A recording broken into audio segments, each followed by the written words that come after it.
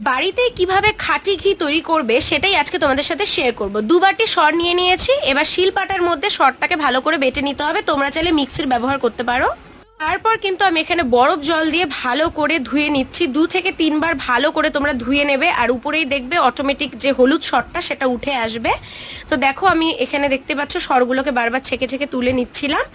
আর এই যে জলটা বেরোবে এটা দিয়ে কিন্তু তোমরা ঘোল বানিয়েও খেতে পারো। তো এখন দেখতে পাচ্ছ সাদা পুরো জল বেরিয়ে গেছে, আর ওপরের সরটা আমি তুলে নিয়েছি। এবার কিন্তু গ্যাসে কড়াইটা বসিয়ে দিয়েছি, সমস্ত মাখনগুলো গলতে শুরু করবে। আর একটু ধৈর্যের কাজ, সময় নিয়ে করতে হবে। পুরোটাই কিন্তু আমার মা তৈরি করেছে, আমি শুধু ভিডিওই করেছি। আর জাল করতে থাকবে ভালো করে একটু সময় নিয়ে। আর এই যে সাদা সাদা মাখনগুলো দেখছো এগুলো পরে কিন্তু একদম ভাজা ভাজা হয়ে যাবে। বাকি সরটুকু কিন্তু একদম লাল লাল ভাজা ভাজা হয়ে যাবে। যখনই দেখবে ভাজা হয়ে গেছে তখনই বুঝে যাবে ঘি তোমাদের কমপ্লিট। বেশ ঠান্ডা করে নামিয়ে নাও। এভাবেই তৈরি করো বাড়িতেই খাঁটি ঘি। তো ভিডিও ভালো লাগে লাইক করো।